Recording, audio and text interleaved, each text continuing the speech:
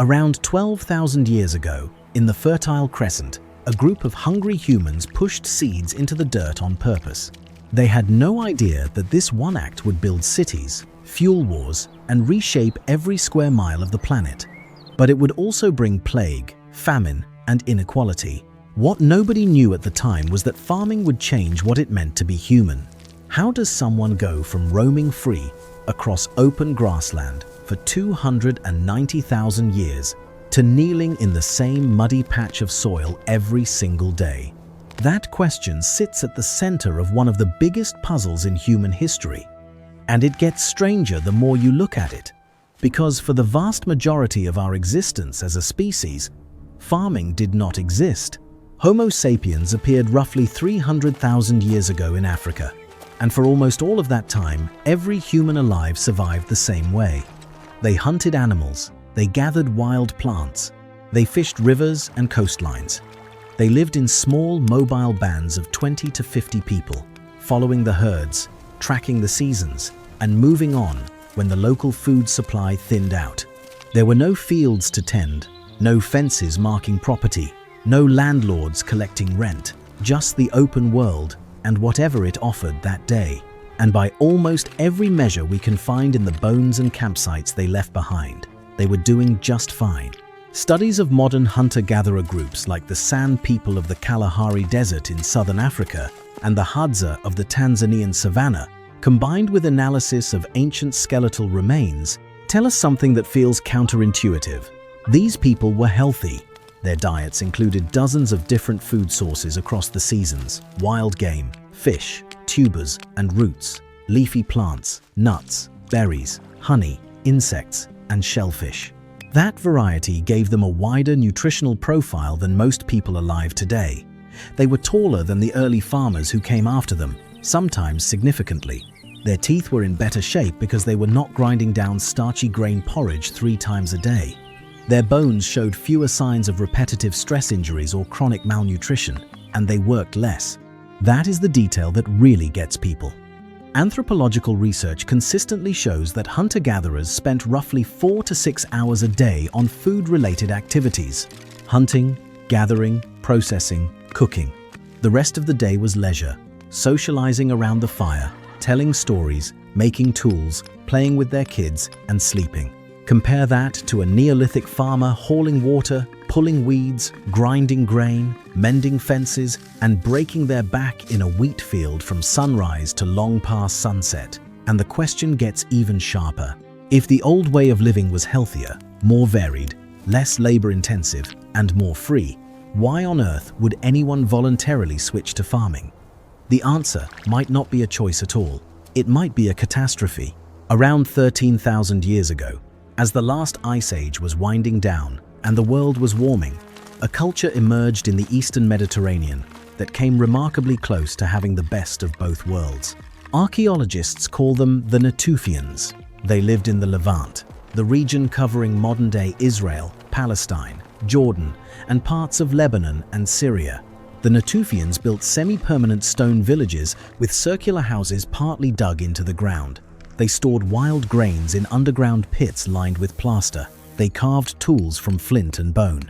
They made jewelry from shells and animal teeth.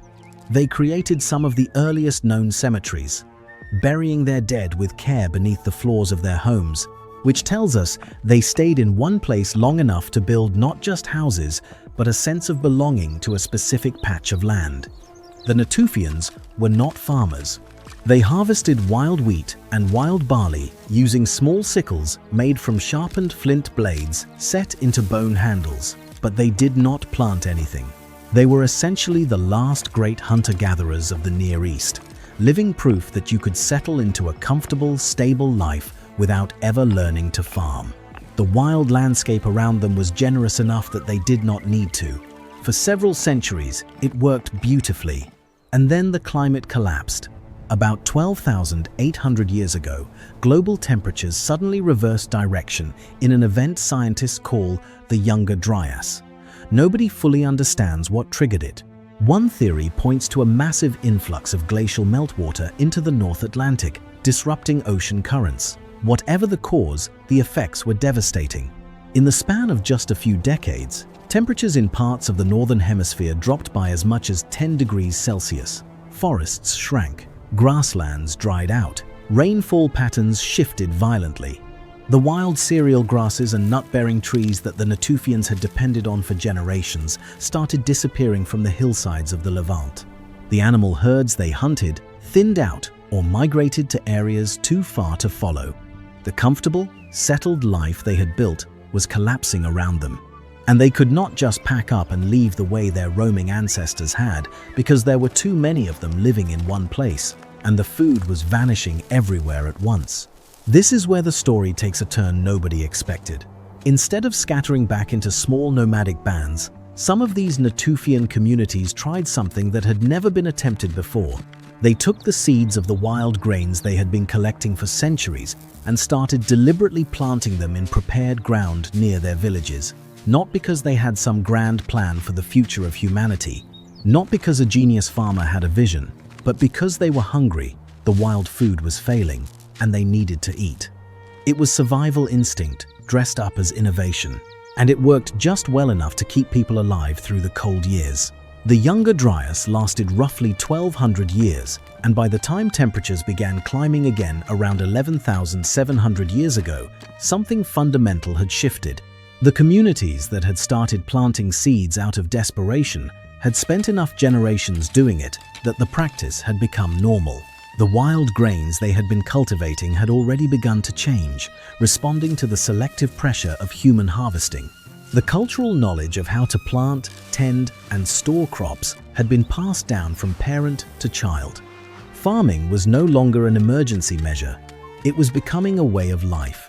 Over the next 1,000 to 2,000 years, scattered across the foothills and river valleys of the Fertile Crescent, from the Jordan Valley through southeastern Turkey and down into the Zagros Mountains of Iran, these early experiments turned into something more deliberate. People began selecting for specific traits in their crops. They noticed that some wheat heads stayed intact on the stalk instead of shattering and scattering their seeds to the wind before harvest, and they saved those seeds to plant the following season. They chose the plants with the biggest grains, the sturdiest stalks, the fastest growth. Slowly, accidentally, over dozens of generations, they transformed scraggly wild grasses into the plump, heavy-headed domesticated wheat and barley that would eventually feed civilizations. Alongside the grains, they domesticated lentils, peas, chickpeas, bitter vetch, and flax. Each crop started as a wild plant that someone decided to tend rather than simply harvest. And bit by bit, the Fertile Crescent became the cradle of agriculture, the starting point for a change that would ripple across the entire planet. I mean, think about that for a second. The foundation of every city and kingdom and empire and grocery store on Earth traces back to a handful of cold, desperate communities in the hills of the Near East who shoved seeds into dirt because the weather went wrong and the wild barley stopped growing. But crops were only half the equation. Around the same time, in the same general region, humans began taming wild animals. Goats were likely first, domesticated in the Zagros Mountains of western Iran around 10,000 years ago. Sheep followed shortly after in a broad zone across Anatolia and the northern Fertile Crescent. Cattle came later, likely domesticated from the massive wild aurochs that roamed Europe and the Near East. Pigs joined the list in multiple locations. The process was never sudden. It probably started with hunters sparing young animals, feeding them scraps around the camp, and gradually keeping them in rough enclosures. Over many generations of selective breeding, the animals became smaller, more docile, fleshier, and more dependent on the humans who fed them. In return, people gained a walking food supply, meat when they needed it, milk that could be turned into cheese and yogurt, wool and leather for clothing, bone and horn for tools, and manure, which turned out to be one of the most valuable products of all, because spreading animal dung across planted fields dramatically improved crop yields. Later, cattle and horses would also provide raw pulling power, dragging plows through heavy soil and hauling carts of grain to market. The relationship between humans and domesticated animals became so intertwined that neither could survive easily without the other. The animals depended on humans for food, shelter, and protection from predators. The humans depended on the animals for labor, calories, raw materials, and fertilizer. It was a partnership forged by mutual need, and it would define human life for the next 10,000 years. Pay attention to this next detail, because it explains almost everything that happened after. Farming and animal domestication together created something completely new in the human experience: surplus. For the first time in 300,000 years, a community could produce more food than it needed to consume that day. Grain could be dried in the sun and stored in clay jars and underground pits for months, even years. Livestock could be kept alive and slaughtered as needed. This surplus changed everything. Because if you have more food than your community can eat, not everyone has to spend their days finding it. Some people can become full-time potters shaping vessels on the banks of the Euphrates River. Others can weave textiles. Others can build walls, craft tools, or perform religious rituals. Specialization became possible, and specialization required coordination. Someone had to decide how the surplus was divided. Someone had to organize the labor for planting and harvesting. Someone had to settle disputes about whose grain was whose. You needed leaders. You needed rules. You needed, in short, the raw materials of government. This decision seemed small at the time. It was not. The first large permanent settlements tell this story in stone and mud. Jericho, in the Jordan River Valley, had walls and a massive circular stone tower, nearly 9 meters tall by around 9000 BCE. That tower is one of the oldest known monumental structures on Earth. Archaeologists still argue about its purpose. Maybe defense against raiders or floods, maybe a ritual site, maybe a statement of collective power. But whatever it was for, building it required organized labor, planning, and enough surplus food to feed workers who were not out farming. Jericho was no longer just a village of survivors. It was a community that could afford to build. Further north, on the flat plains of central Turkey, a settlement called Catalhoyuk grew into something extraordinary. By around 7000 BCE, it housed an estimated 5,000 to 8,000 people packed tightly into rectangular mud brick houses with shared walls and no streets. Residents entered through holes in the rooftops and walked across each other's roofs to move around the settlement. The interiors were plastered and painted with elaborate scenes of hunting, wild bulls, and geometric designs. The dead were buried beneath the floors, under the platforms where the living slept.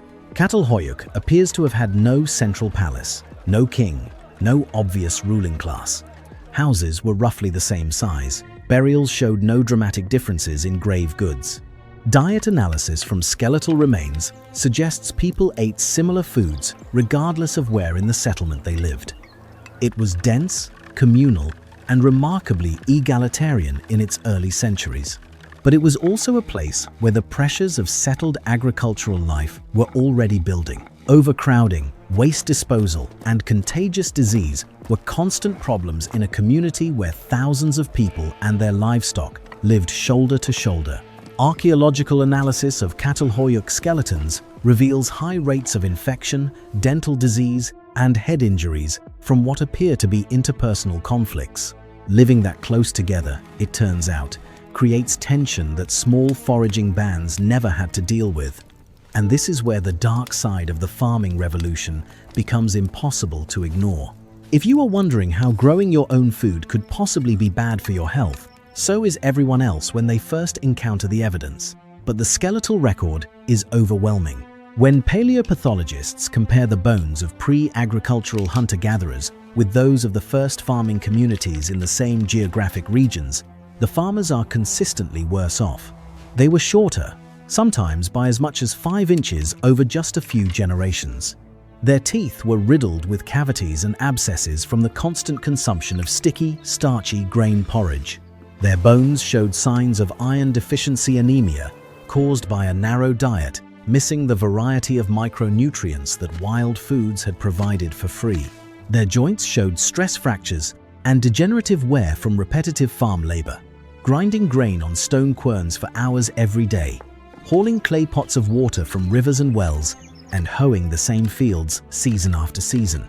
Women's skeletons from early farming sites often show severely arthritic toes and knees from kneeling over grinding stones, damage so distinctive that paleopathologists can identify a grain-grinding woman's skeleton at a glance. Infant and child mortality spiked. Growth interruption lines in children's bones, called Harris lines, became far more common, indicating frequent bouts of illness and malnutrition during critical developmental windows. The dietary explanation is blunt. Hunter-gatherers ate 30 or more different foods in a given week, cycling through wild game, river fish, seasonal fruits, tubers, seeds, nuts, insects, greens, and shellfish. Early farmers ate wheat, maybe barley, maybe some lentils if they were lucky. Grain is calorie-dense, which is exactly why it became the foundation of agriculture, because one field of wheat produces more raw calories per acre than a forest full of wild food. But calories are not nutrition. A diet built around a single grain gives you energy to survive and work, but it strips away the vitamins, minerals, and amino acid diversity that a wild diet provides without anyone even thinking about it. And the diseases were worse. Hunter-gatherer bands of 30 people could not sustain epidemic illness. A virus would burn through the group and die out because there were not enough new hosts to keep it going. Farming villages were different. Thousands of people packed together, surrounded by their own waste, sharing water sources and sleeping within arm's reach of goats, sheep, cattle, and pigs. Animals became disease incubators. Tuberculosis likely jumped to humans from cattle. Influenza came from pigs and birds. Measles evolved from a cattle virus called rinderpest. Smallpox may have originated in rodents drawn to grain stores. The very creatures that made agriculture possible also made it lethal, and the crowded permanent settlements gave those diseases exactly the breeding ground they needed to become endemic. And somehow, it gets worse. Because farmers could not stop. That is the cruelest irony of the whole story. Farming produced more calories per acre than foraging. More calories meant more surviving babies. More surviving babies meant more mouths to feed. More mouths required more farmland. More farmland produced more surplus, which supported more babies. The cycle fed itself relentlessly.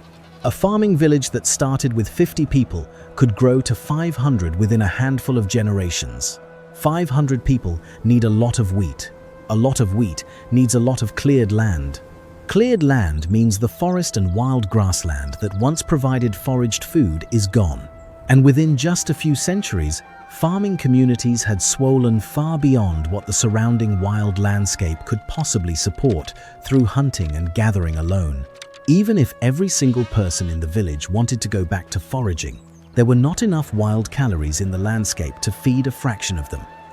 Going back to the old life was not just inconvenient, it was mathematically impossible. The population had already outgrown the carrying capacity of the wilderness. Humanity had walked into a trap, and the door had closed behind them. The clock had been ticking since the first seeds went into the ground. Now there was no way to stop it. This pattern did not happen only in the Fertile Crescent, and that is the detail that makes the whole story feel almost eerie. Agriculture was invented independently at least 7 times, on different continents, by peoples who had zero contact with one another. In the Yangtze River Valley of China, communities began cultivating rice in waterlogged paddies around 9,000 years ago. In the highlands of Mesoamerica, people spent centuries painstakingly breeding a scraggly wild grass called teosinte into the fat-kerneled maize that would eventually feed the Aztec and Maya empires. In the mountains of Papua New Guinea, taro and yam farming emerged on its own. In sub-Saharan Africa, sorghum and pearl millet were domesticated along the edges of the Sahara. In the Andes of South America, potatoes and quinoa. In eastern North America, sunflowers and squash. Each region arrived at farming through its own plants, its own pressures, and its own timeline. The maize story is especially striking. Wild teosinte looks almost nothing like modern corn. It has tiny seed cases with just a handful of hard kernels wrapped in a tough shell. Ancient Mesoamerican farmers spent roughly 2,000 years of patient selective breeding to transform it into the fat, naked kerneled cobs that we would recognize as corn today. That level of sustained, multi-generational effort, without any written agricultural manuals or understanding of genetics, is one of the most impressive feats of biological engineering in human history. And it happened purely through observation and trial and error, one planting season at a time. The specific crops were different everywhere, but the underlying logic was identical. Once population density crossed a threshold, wild resources could not keep pace, and cultivation became the only way to keep everyone fed. And everywhere farming took root, the same cascading social consequences followed. Surplus led to specialization. Specialization led to hierarchy. Hierarchy led to inequality. In a hunter-gatherer band, there was nothing to hoard because everything was eaten, shared, or carried to the next camp. But grain sitting in a clay silo is property. A cleared and planted field is property. A flock of sheep is property. And the moment property exists, someone will accumulate more of it than their neighbors. Elites emerged. Chiefs, priests, and eventually kings rose not from some innate desire to rule, but from the practical necessity of managing grain stores, coordinating irrigation canals, organizing planting schedules, and resolving the endless disputes that erupt when people own things and live in one place. Gender dynamics shifted with the plow.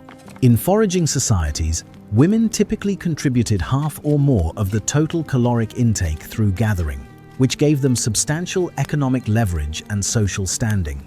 In farming communities built around heavy plow agriculture, male labor became more central to food production, and the increasing importance of inheritable land concentrated wealth and decision-making power through male family lines. Women's roles narrowed. Their status, on average and across many cultures, declined compared to what it had been in the foraging world. There were exceptions, and no single model fits every society, but the broad archaeological pattern across early farming civilizations is consistent and well documented. One of the strangest and most consequential children of the grain surplus was writing. The earliest known writing system, Sumerian cuneiform, appeared in southern Mesopotamia around 3200 BCE, and the first written documents were not songs, they were not myths, they were not love letters, they were receipts. Clay tablets the size of a human palm, pressed with the tip of a cut reed, recording quantities of barley, numbers of livestock, and debts owed between parties.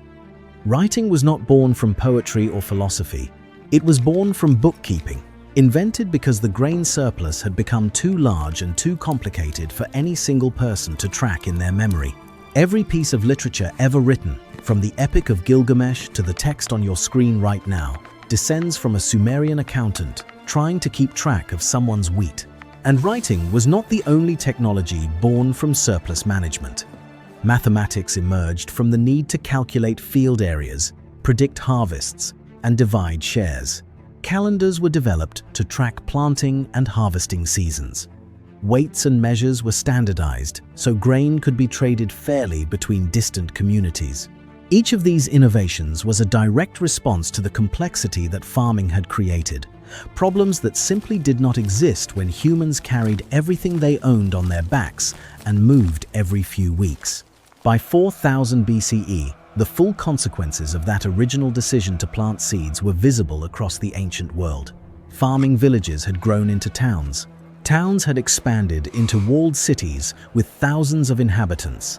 Cities had developed markets, temples, armies, taxation systems, and entrenched ruling classes. The first true states were forming along the great river valleys, each one anchored by the rich alluvial soils that made intensive grain farming possible. Mesopotamia between the Tigris and Euphrates, where Sumer and later Babylon rose. Egypt along the Nile, where the annual flood deposited fresh silt that kept the fields productive for millennia. The Indus Valley civilization in modern Pakistan and northwest India, with planned cities like Mohenjo-Daro and Harappa. The Yellow River Basin in northern China, where millet and later rice fueled the Shang and Zhou dynasties. Every one of these civilizations was built on the same foundation: grain surplus. Grain taxes paid for the armies that defended borders. Grain trade connected distant cities. Grain records demanded literate scribes and complex bureaucracies. Without farming, none of it would have existed. But the costs kept stacking alongside the benefits, century after century. Forests were burned and cleared to open new farmland, and the exposed topsoil washed away into rivers, silting up irrigation canals and degrading the land within a few generations. Irrigation itself raised salt levels in the soil until once productive fields turned white and barren, a process that contributed directly to the eventual decline of Sumerian civilization in southern Iraq. Crowded cities became breeding grounds for epidemic disease on a scale that foraging bands had never experienced. Social inequality deepened with each passing generation, as landholding families consolidated their grip on the best fields and passed them down through inheritance, while landless laborers worked for wages or, increasingly, for nothing at all. Organized warfare intensified because for the first time in the human story, there was something genuinely worth fighting over. Stored grain, productive land, and captive workers to farm it. Slavery entered the archaeological record almost as soon as the first cities appeared, not as some moral failing, but as a structural feature of a system built on surplus, ownership, and the labor required to keep it all running. The Code of Hammurabi, one of the earliest known legal codes from Babylon around 1750 BCE, contains detailed laws governing the ownership, sale, and punishment of enslaved people. By that point, slavery was so deeply embedded in agricultural civilization that it required its own legal framework. This is the trade-off sitting at the foundation of everything we call modern life. Every generation since those first farmers in the Fertile Crescent has inherited both sides of the bargain, the gains and the costs, without ever being asked whether they accepted the deal. We gained cities, medicine, art, science, global trade, written language, and the ability to feed 8 billion people on a single planet.